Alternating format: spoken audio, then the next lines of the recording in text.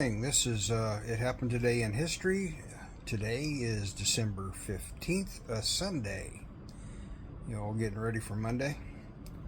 Anyhow, if you enjoy these little tidbits of the history, as much as I like presenting them, please like, follow, share, find, watch the whole video. It helps me out, please. Let's get into it. In 2011, U.S. declares an end of the war in Iraq. In 1973, that's the wrong one.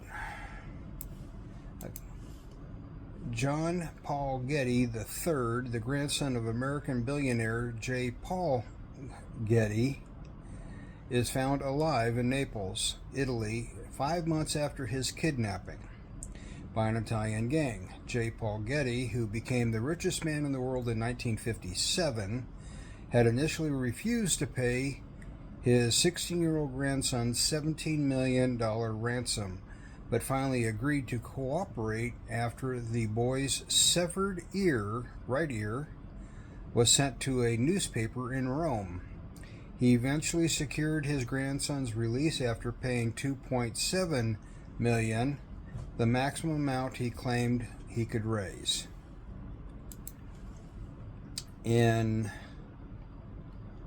1944, after departing an airfield outside London in a single-engine aircraft carrying trombonist and bandleader Glenn Miller, great musician, goes missing over the English Channel. Miller was traveling to France for a congratulatory performance for the American troops that had recently helped to liberate Paris.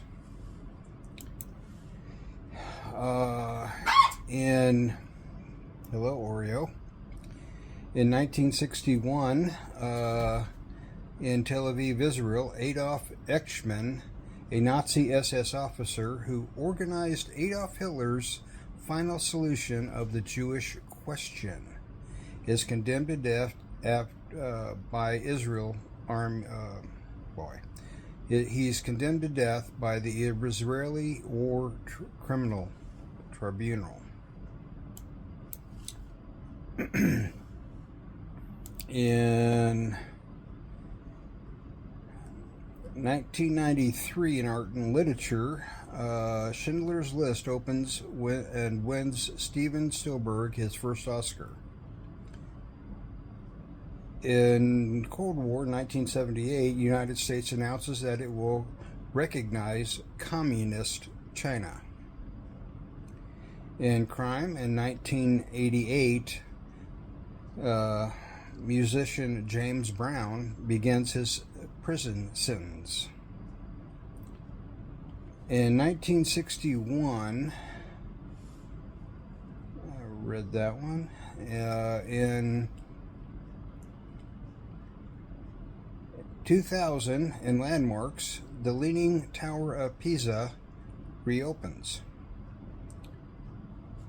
In 1890, in American history, Indian history, Native history,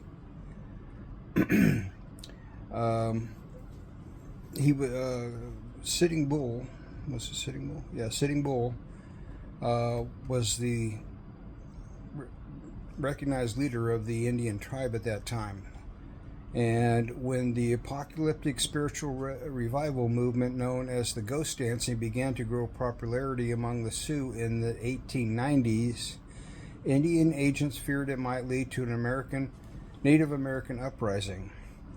Wrongly believing that Sitting Bull was the driving force behind the ghost dance, Agent James McCullen sent Indian police to arrest the chief at his small cabin on the Grand River.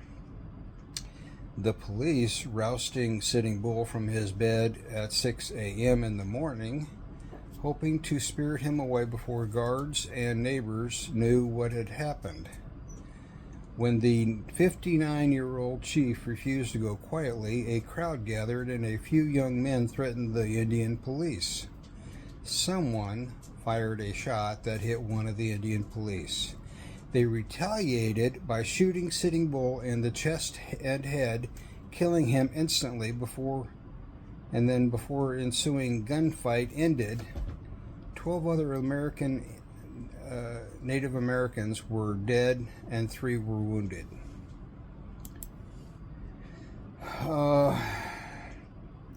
In 1945, General Douglas MacArthur, in his capacity as Supreme Commander of the Allied powers in the Pacific, brings an end to Shintoism as Japanese established religion.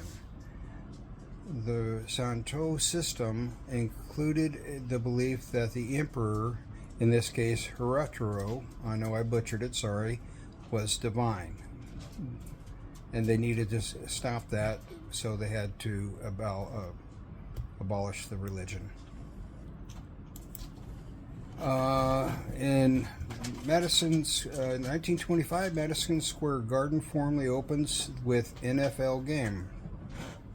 In 1973, jockey Sandy Hawley wins record 500th race.